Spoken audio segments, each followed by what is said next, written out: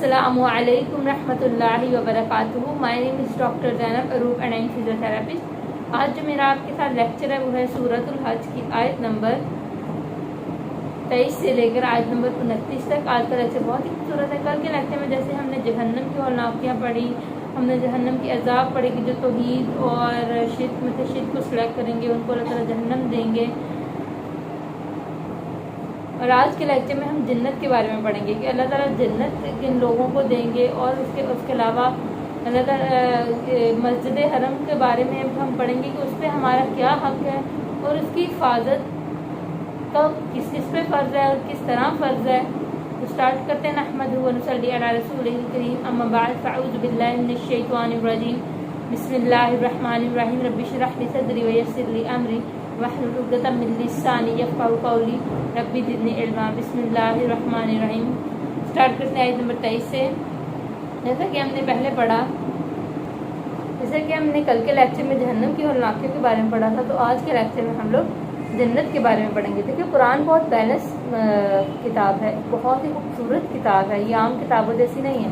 अल्लाह ताला ने इसके अंदर जितनी दफ़ा जहन्नम का जिक्र किया उतनी दफ़ा जन्नत का भी जिक्र किया, ताकि कोई अचानक कुरान खोले और उसको पढ़ने के लगे और अकेला जहन्नम की बातें पढ़ता रहेगा तो वो तो कभी भी इस्लाम कबूल नहीं करेगा। तो और जितनी दफ़ा मर्दों का जिक्र है उतनी दफ़ा ये औरतों का जिक्र है। तो जो लोग ईमान और नेक अमल करेंगे, अल्लाह ताला कहते हैं इनके लिए नेक बागात होंगे और इनके लिए ऐसे जिसके नीचे बहती होंगी नहरें, और इनको सोने के कंगन पहनाए जाएंगे, और इसके अलावा इनको सोने के कंगन पहनाए जाएंगे, इनको रेशम के लिबास पहनाए जाएंगे। और ये वो कौन लोग होंगे, अब इनकी पहचान क्या होगी, जन्नत वाले कौन होंगे? ये अहले ईमान होंगे जो नेक अमल करेंगे। अकेला ईमान लाना ज़रूरी नहीं है, नेक अमल भी ज़रूरी है। कुरान पे अमल भी करना भी ज़रूरी है। हम सीख रहे हैं, हम सिखा रहे हैं, हमें चीज़ें पता लग रही हैं, हमें ज़्यादा अमल करने की ज़रूरत है, हमारी ज़्यादा पकड़ होगी। और ये सोच के ज़्यादा डर लगता है कि हम चीज़ें अभी भी अमल नहीं कर रहे हैं, अल्लाह माफ़ कर दें। तो ये लोग इनकी हक़ की पहचान है कि ये हक़ की बात को अमल करते हैं, जो सच्ची बात होती है उसका इंतखाब करते हैं और फिर उसी के लिए अपनी कुर्बानियाँ देते हैं। तो ये अल्लाह की राह पे चलते हैं, और अल्लाह की राह क्या है? पकीज़ा बात पे चलते हैं। पकीज़ा बात से मुराद कुरान, ये कुरान अल्लाह की राह को फॉलो करते हैं, और बुराई को जो लोग सेलेक्ट करेंगे वो अच्छाई की तरफ नहीं आ सकते। तो अल्लाह की राह अल्लाह ने जिसको दे दी अल्लाह ताला उसे फिर गाइड भी करते हैं। लेकिन जो अल्लाह की राह की तरफ एक दफ़ा चला गया, अल्लाह ताला उसको बार बार फिर अपने राह की तरफ नहीं बुलाते। और ये लोग पकीज़ा बात करने वाले होते हैं ये लोग। और इसके अलावा आगे अल्लाह ताला फरमा रहे हैं कि यकसा हैं वो लोग जो अंदर हैं जब बाहर हैं। इससे क्या मुराद है? इससे मुराद है कि सूरह हज में आयत नंबर 23 से 29 में हम लोग बड़ी खूबसूरत चीज़ें पढ़ रहे हैं। तो इसमें बताया जा रहा है मस्जिद हरम के बारे में कि मस्जिद हरम के अंदर रहने वाले और बाहर रहने वाले तमाम मुसलमान बराबर हैं, तमाम यकसा हैं, सबका हक़ है मस्जिद हरम पे। ये नहीं कि कोई क्या नाम है हिंदुस्तान से आया या कोई अफ्रीका से आया तो उसको कहोगे कि नहीं यार तुम्हारी वो वैल्यू ही नहीं है। नहीं, वो भी मस्जिद हरम पे उतना ही हक़ रखता है जितना तुम हक़ रखते हो। कोई अरबी, अजमी, मदनी, मक्की सब के सब बराबर हैं। ये जो थी ना, ये कुरैश के लिए बहुत, उनकी इजाज़तदारी के ऊपर बहुत बड़ी ज़रब थी, क्योंकि वो समझ रहे थे सिर्फ हमारा है। वो जब हिजरत हुई उसके बाद वो मुसलमानों को अंदर नहीं आने देते थे, मुसलमानों के ऊपर मुसलमानों को आने नहीं देते थे, मुसलमानों को क्या नाम है हज से मना करते थे, उनका दाखिला ममनू कर दिया था। तो अल्लाह ताला ने फरमाया कि फसाद का इरादा करेगा जुल्म के साथ तो हम उसको दर्दनाक अजाब देंगे। तो मेन बात इससे है कि इस घर को पाक साफ रखना हमारे लिए ज़रूरी है। इस घर को किसी से पाक साफ, अल्लाह के हुक्म की जो चीज़ें अल्लाह ताला ने मना की हैं जैसे बुत, इन चीज़ों को अंदर नहीं लेकर आना। यहाँ पर फ़र्ज़ है इसकी हिफाजत करना, इसको साफ सुथरा रखना।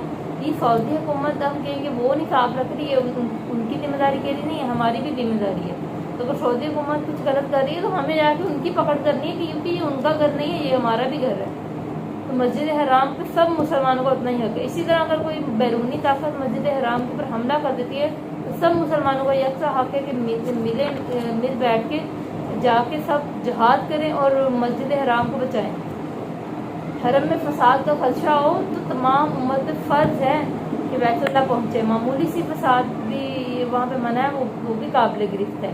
मस्जिद हराम एक मोहतरम जगह है जहाँ पर जन्नत के مطلب کیا نام ہے جنگ تو دور کی بات ہے، یہاں پہ پتے اور پودے توڑنا بھی منع ہے۔ تو ابراہیم علیہ السلام کو یہ مقرر کردہ جگہ ہے، انہوں نے ہی بیت اللہ بنایا تھا اور انہوں نے یہ جگہ بنائی تھی، وہاں رکوع و سجود کیے جاتے ہیں، سجدے کرنے والی کی جگہ ہے۔ ابراہیم نے خاص حکم دیا ہے کہ مطلب ان کو خاص حکم ملا اس جگہ کا، ان کی اولاد کو، اسماعیل علیہ السلام کو اور ابراہیم علیہ السلام کو بتوں کو آپ جانتے ہیں کس قدر خلاف تھے، انہوں نے اس کو پاک کیا بتوں سے، اس جگہ سے بتوں کو نکالا، پھر اللہ نے یہ اس جگہ کو ناپاک کر رہے تھے مشرکین، تو اللہ تعالیٰ نے کہا کہ لوگوں کو حج کا حکم دو، اور ابراہیم کو حکم ملا تھا، تو ابراہیم نے کہا کہ میں کیسے سب لوگوں کو، میں صحرا میں رہتا ہوں، یہ صحرا میں یہ مسجد حرم ہے، تو میں کیسے سب لوگوں کو حج کا حکم دوں؟ تو اللہ تعالیٰ نے فرمایا کہ آپ اعلان کریں، پیغام پہنچانا ہمارا کام ہے۔ تو حضرت ابراہیم علیہ السلام نے پھر ابو قبیس، ایک جبل ابو قبیس ہے، اس کے اوپر چڑھ کے پھر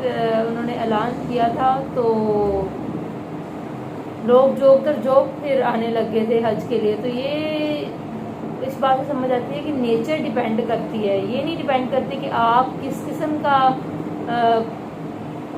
کام کر رہے ہو، آپ کی نیچر ڈیپینڈ کرتی ہے، آپ کی خلوص نیت ڈیپینڈ کرتی ہے۔ اب جب آپ خلوص نیت کے ساتھ کوئی کام کرو گے تو وہ اللہ تعالیٰ اس کو برکت ڈالیں گے، ذرا سی ایفرٹ آگے آ جا کے ملٹیپلائی ہو سکتی ہے۔ اب دیکھو میرے کوئی 400-500 سبسکرائبر ہیں، اس میں سے بھی ویوز کوئی 10، کوئی 20، کوئی 30، کوئی 100، اتنے ویوز ہوتے ہیں۔ دیکھیں یہ اس سے مجھے تو کچھ نہیں مل رہا، میرا کام تھا دین کا پیغام پہنچانا، میں نے ایک پلیٹ فارم بنایا، وہاں سے لوگوں کو، ایک انسان بھی اگر مجھ سے سیکھ کے ہدایت پا گیا تو اس کا اتنا ثواب ملے گا کہ یہ کچھ کم نہ ہوگا۔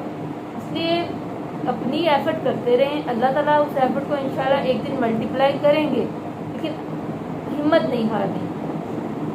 اور آج کے مہینوں میں اللہ تعالیٰ نے صرف کیا نام ہے دینی باتیں نہیں کی، بلکہ دنیا بھی اللہ تعالیٰ نے کہا دین کے ساتھ دنیا کا بھی فائدہ لینا تھا۔ تجارتی امور بہت عروج پہ تھے، مکہ کا مال، عرب کا مال بہت دوسرے علاقوں میں جاتا تھا، باہر کے مال عرب کے علاقے میں آتا تھا، تو بہت کام ہوتا تھا، اور تجارتی امور بہت حد اوپر چڑھے ہوتے تھے، اور حج عبادت کے ساتھ دین کے ساتھ دنیا میں بیلنس اللہ تعالیٰ نے سکھایا ان دنوں میں۔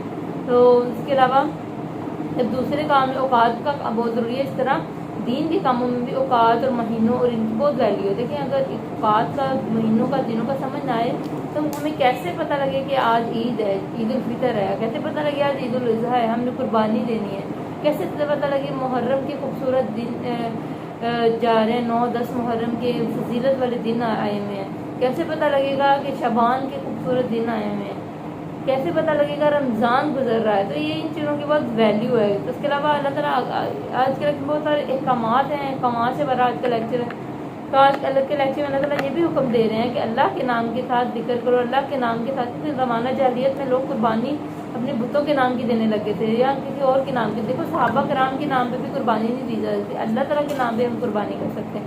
پھر اللہ تعالیٰ کہتے ہیں اس کا گوشت خود بھی کھاؤ اور دوسروں کو بھی کھلاؤ، مطلب اس گوشت کو تمہارا خلوص، اللہ کو گوشت نہیں پہنچے گا، اس کو اس کی تمہاری خلوص نیت کی وجہ سے تمہیں ثواب ملے گا۔ تو پوری نظریں، اور اس کے علاوہ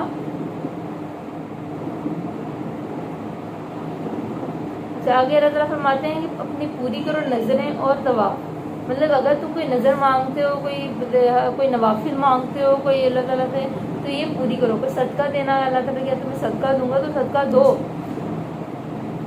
اور طواف کرو۔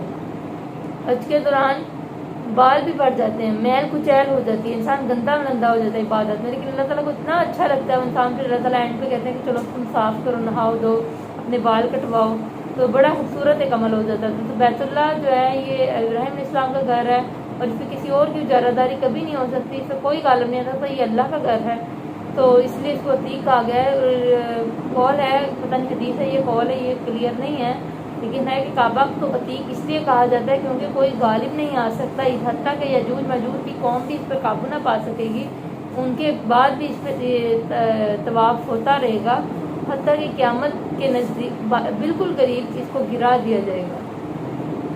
اللہ تعالیٰ قیامت کے اس ہولناک منظر سے ہی ہمیں دور رکھے اور ہمیں جنتیوں میں شامل کر دے، کیونکہ جہنم کے ایک دن کا عذاب بھی ہم سہ نہیں سکتے، ہم بڑے گناہ گار ہیں۔ اللہ تعالیٰ ہمیں معاف کر دے، ہمارے گناہ معاف کر دے، ہمیں معاف کر دے، ہم بہت بہت بہت گناہ گار ہیں۔ اللہ تعالیٰ کرم کرے، رحم کرے، اللہ تعالیٰ ہمیں اور سیکھنے کی توفیق دے، اس پہ عمل کرنے کی توفیق دے، سکھانے کی توفیق دے، معاف کر دیں، ہم پہ رحمت کر دیں، ہم صبر کرنا اور صبر کرنے کے ساتھ ایک خوش اخلاق بننا سکھائے. آمین. جزاک اللہ.